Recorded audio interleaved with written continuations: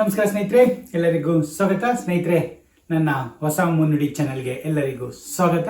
ಸ್ನೇಹಿತರೆ, ಈ ವಿಡಿಯೋದಲ್ಲಿ ನಿಮ್ಮ ಮಕ್ಕಳು ಏನಾದರೂ ಅಥವಾ ನೀವೇನಾದರೂ 12th ಪಾಸ್ ಮಾಡಿದರೆ ಮುಂದೆ ಯಾವ ಕೋರ್ಸು ಬೆಟರು, ನನ್ನ ಎಕ್ಸ್ಪೀರಿಯನ್ಸು ಅಂದರೆ ನನ್ನ 10-12 ವರ್ಷ ಎಕ್ಸ್ಪೀರಿಯನ್ಸ್ ಆಫ್ ಇಂಡಸ್ಟ್ರಿಯಲ್ಲಿ ನಾನು MCA ಕಂಪ್ನಿಗಳಲ್ಲಿ ಅಥವಾ 3-4 ಕಂಪ್ನಿಗಳಲ್ಲಿ ಎಕ್ಸ್ಪೀರಿಯನ್ಸ್ ಮಾಡಿರೋ ಪ್ರಕಾರ ನಿಮ್ಮ ಇನ್ನು ಫ್ಯೂಚರ್ಗಳಲ್ಲಿ ಯಾವ ಕೋರ್ಸ್ಗಳಿಗೆ ಹೈ ಡಿಮ್ಯಾಂಡ್ ಇರುತ್ತೆ ಅಥವಾ ಯಾವ ಕೋರ್ಸ್ ಮಾಡಿದರೆ ನಿಮಗೆ ಜಾಬ್ ಅಪರ್ಚುನಿಟಿ ತುಂಬಾ ಜಾಸ್ತಿ ಇರುತ್ತೆ. ತುಂಬ ಜನಗಳು ಅಷ್ಟೇ, ಮಿಡ್ಲ್ ಕ್ಲಾಸ್ ಪೀಪಲ್ಗಳು ತುಂಬ ಜನಗಳಿಗೆ ನನ್ನ ಎಜುಕೇಷನ್ ಗ್ರಾಜ್ಯುಯೇಟ್ ಆದ ತಕ್ಷಣ ನನಗೆ ಜಾಬ್ ತಗೋಬೇಕು ಅನ್ನೋದು ಒಂದಿರುತ್ತೆ. ಕಾಲೇಜ್ ಚೂಸ್ ಮಾಡಬೇಕಾ, ಬೆಸ್ಟ್ ಕಾಲೇಜ್ ಅಥವಾ ಬೆಸ್ಟ್ ಬ್ರಾಂಚ್ ಚೂಸ್ ಮಾಡಬೇಕಾ, ಅಥವಾ ನನಗೆ ಇಷ್ಟ ಬಂದಿದ್ದ ಬ್ರಾಂಚ್ಗಳಿಗೆ ಹೋಗ್ಬೇಕು, ಕೋರ್ಸ್ಗಳಿಗೆ ನಾನು ಮಾಡಬೇಕಾ. 12th ಆದಮೇಲೆ ಎಲ್ಲರೂ ಇಂಜಿನಿಯರಿಂಗೇ ಮಾಡ್ತಾರೆ, ಎಲ್ಲ ಮೆಡಿಕಲ್ಲೇ ಮಾಡ್ತಾರೆ ಅಂತಿಲ್ಲ.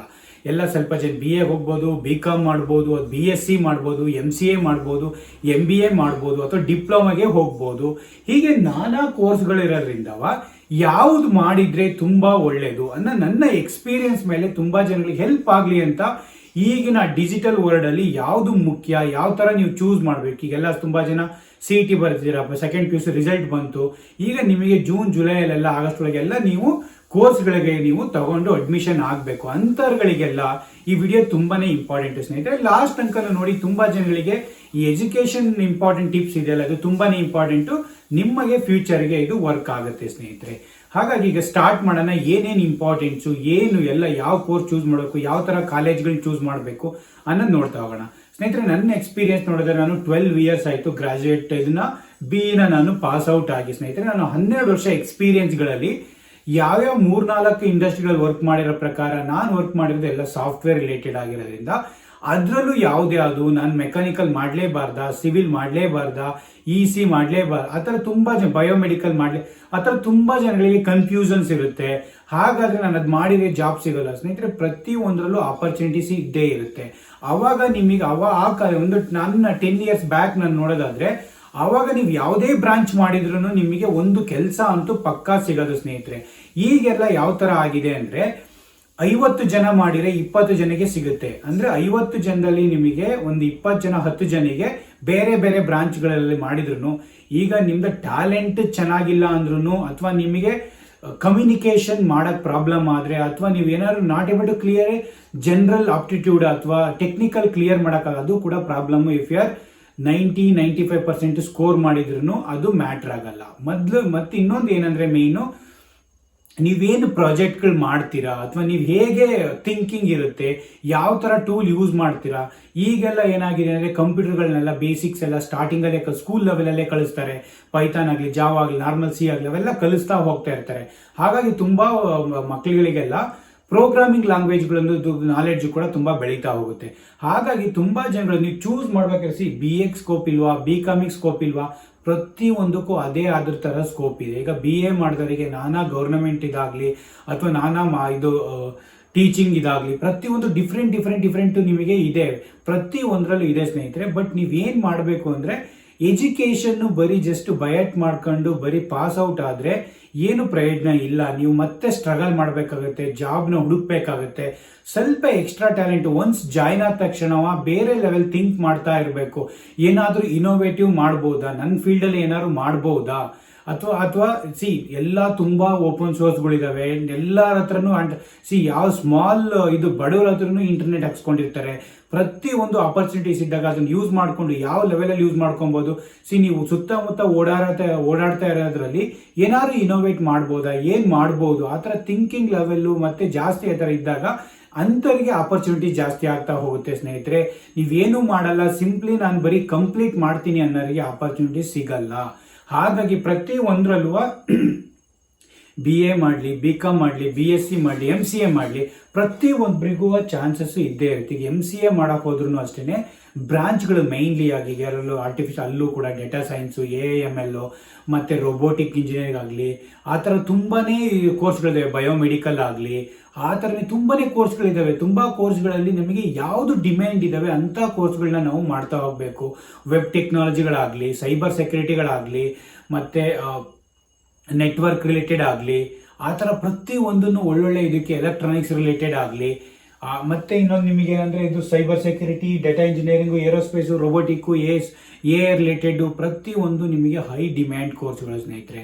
ನೀವೇನಾದರೂ ಇಂಜಿನಿಯರಿಂಗ್ ಮಾಡ್ತಾ ಇರಬೇಕು ಅಂದರೆ ಫಸ್ಟ್ ನಾನು ಹೇಳೋದು ಬೆಟರ್ ಕಾಲೇಜ್ನ ಚೂಸ್ ಮಾಡಿ ಸ್ನೇಹಿತರೆ. ನಿಮಗೆ ಕೋರ್ಸು ನಿಮಗೆ ಸಿಗ್ಲಿಲ್ವಾ, ಆಗ ನಿಮಗೆ ಬೆಟರ್ ಕಾಲೇಜ್ ಏನಕ್ಕೆ ಅಂದರೆ ಒಂದು ಒಂದು ಒಂದು ಬೆಸ್ಟ್ ಟಾಪ್ ಕಾಲೇಜಸಲ್ಲಿ ನೀವು ಮಾಡ್ತಾ ಇದ್ದಾಗ ತುಂಬ ಕಂಪ್ನಿಗಳು ಬಂದು ಅಲ್ಲಿ ನಿಮಗೆ ಸ್ವಲ್ಪ ಟ್ಯಾಲೆಂಟ್ ಇದ್ರೂ ಅಲ್ವಾ, ಸ್ವಲ್ಪ ಕ್ಲಿಯರ್ ಮಾಡೋ ಕಮ್ಯುನಿಕೇಶನ್ ಚೆನ್ನಾಗಿದ್ರು ನೀವು ಥ್ರೂ ಆಗ್ಬಿಡ್ತೀರ. ಒನ್ಸ್ ಇಂಡಸ್ಟ್ರಿ ಒಳಗೆ ಅಥವಾ ಸಾಫ್ಟ್ವೇರ್ ಇಂಡಸ್ಟ್ರಿ ಒಳಗೆ ಅಥವಾ ಕಂಪ್ನಿ ಒಳಗೆ ಕಾಲಿಟ್ಟಿದ್ರೆ ಅದ್ರ ಕಲ್ಚರೇ ಚೇಂಜ್ ಆಗೋಗುತ್ತೆ. You will learn lot.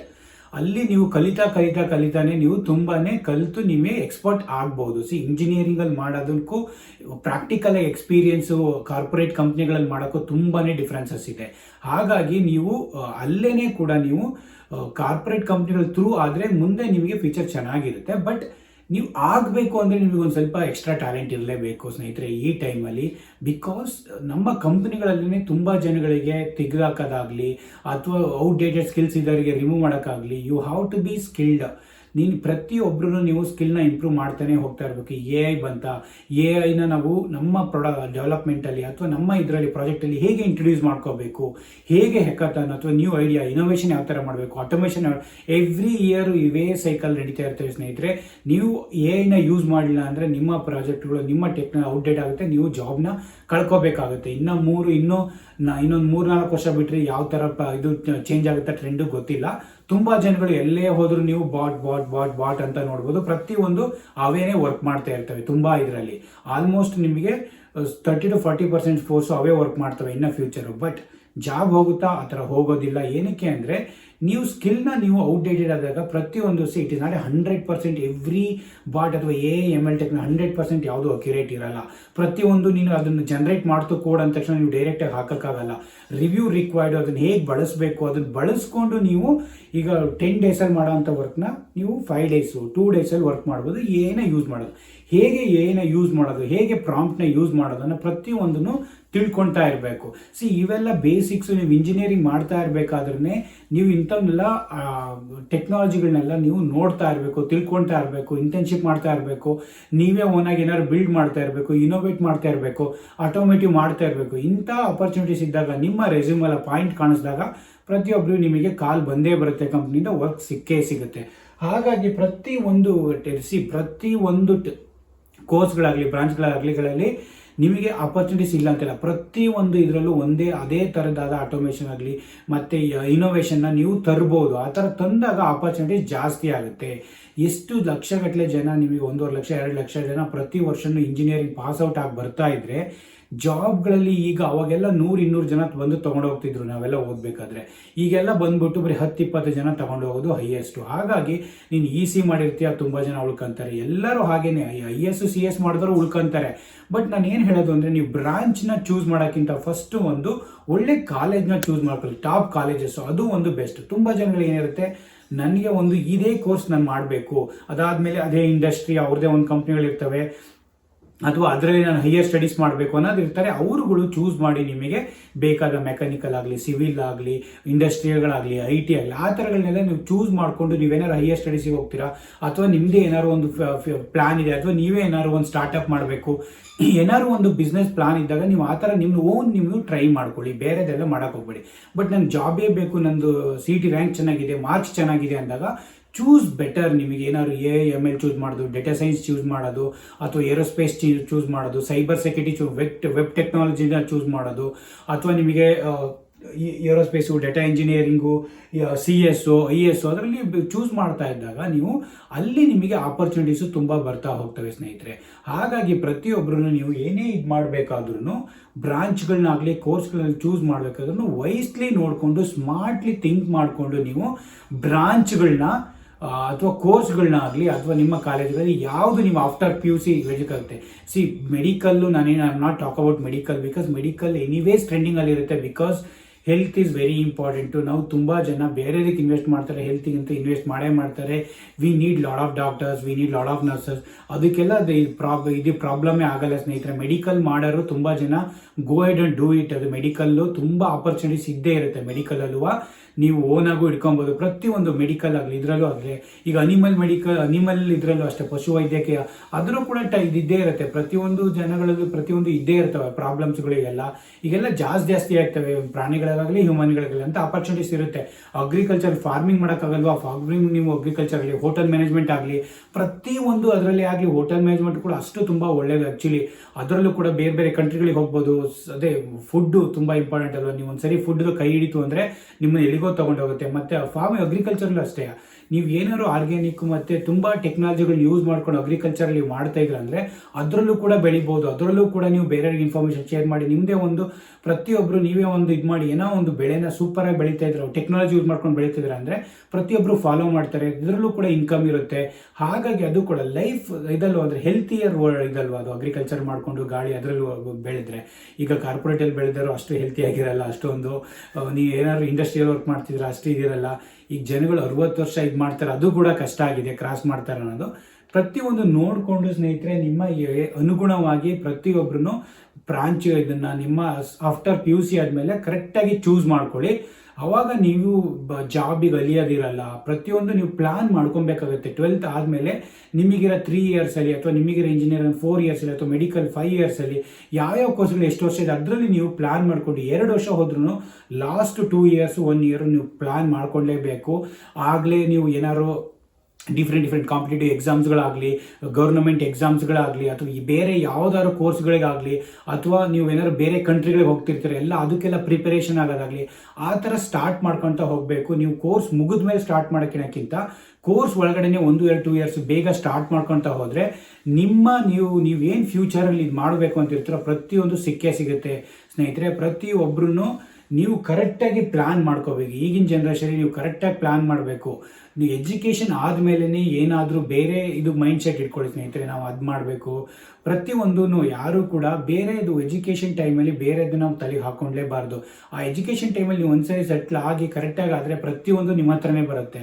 ಹುಡುಗಿ ಆಗಲಿ, ಪ್ರೀತಿ ಆಗಲಿ, ಎಲ್ಲ ದುಡ್ಡಾಗಲಿ ಎಲ್ಲದೂ ನಿಮ್ಮ ಹತ್ರನೇ ಬರುತ್ತೆ. ಹಾಗಾಗಿ ಪ್ರತಿಯೊಬ್ಬರೂ ಅಷ್ಟೇ, ಯಾರ್ಯಾರು ನೀವು ಎಜುಕೇಷನ್ಗಳಿಗೆ ಮೋಸ್ಟ್ ಇಂಪಾರ್ಟೆಂಟ್ ಕೊಡಲೇಬೇಕು. Education up to 22 years 23 years ತನಕ ನೀವು ಎಜುಕೇಷನ್ ಕ್ಲಿಯರಾಗಿ ಟೈಮ್ ಕೊಟ್ಟು ನೀವೇನಾದ್ರು ಥಿಂಕಿಂಗ್, ಕಮ್ಯುನಿಕೇಷನ್ ಇವೆಲ್ಲ ಬಿಲ್ಡ್ ಮಾಡ್ಕೊತಾ ಇದ್ದಾಗ ಏನಾದ್ರು ಒಂದು ಇನೋವೇಟಿವ್ ಅದನ್ನೇನಾದ್ರು ನೀವು ಐಡಿಯಾ ಇದ್ದು ಅದನ್ನೇ the way you communicate to the different people ಅದು ಕೂಡ ಮ್ಯಾಟ್ರ್ ಆಗುತ್ತೆ. ಯಾವ ಥರ ಮಾಡಿದ್ದೀರಾ ಅಂತೆಲ್ಲ ಅದೆಲ್ಲ ಮಾಡಿದಾಗ ನಿಮಗೆ ಕೆಲಸ ಬೇಗನೆ ಸಿಗುತ್ತೆ. ನೀವು ಬೇಕು ಅಂದ್ರೆ ನಿಮಗೆ ಬ್ರಾಂಚ್ಗಳನ್ನಾಗಲಿ ಅಥವಾ ಚೂಸ್ ಮಾಡೋದಾಗಲಿ ಅಲ್ಲಿ ನೀವು ಏನು ಡೆಡಿಕೇಟ್ ಮಾಡ್ತೀರಾ 2-3 ಇಯರ್ಸು ಅದು ಮ್ಯಾಟ್ರ್ ಆಗುತ್ತೆ. ಅದಾದಮೇಲೆ ಕೋರ್ಸ್ಗಳು ಬೆಸ್ಟ್ ಕಾಲೇಜ್ಗಳಲ್ಲಿ ತಗೊಳೋದು ಫಸ್ಟು ನೋಡಿ, ಬೆಸ್ಟ್ ಕೋರ್ಸ್ಗಳನ್ನ ಆಯ್ಕೆ ಮಾಡೋದು ನೋಡಿ. ಕಾಲೇಜ್ ಸಿಗಲಿಲ್ವಾ, ಬೆಸ್ಟ್ ಕೋರ್ಸ್ಗಳನ್ನ ಆಯ್ಕೆ ಮಾಡೋದು ನೋಡಿ. ಹಾಗಾಗಿ ನಿಮ್ಮ ಫ್ಯೂಚರ್ ಒಂದು ಸ್ವಲ್ಪ ಚೆನ್ನಾಗಿರುತ್ತೆ. ನೀವು ಕೂಡ ಬೇಗನೆ ನಿಮ್ಮ ಎಜುಕೇಷನ್ ಮುಗಿದ ತಕ್ಷಣ ಕೂಡ ಅರ್ನಿಂಗ್ ಸ್ಟಾರ್ಟ್ ಮಾಡೋದು. ಏನಕ್ಕೆ ಅಂದರೆ ಒನ್ಸ್ ಇಂಡಸ್ಟ್ರಿ ಒಳಗಡೆ ಹೋದರೆ ಒಂದು 15-20 ವರ್ಷ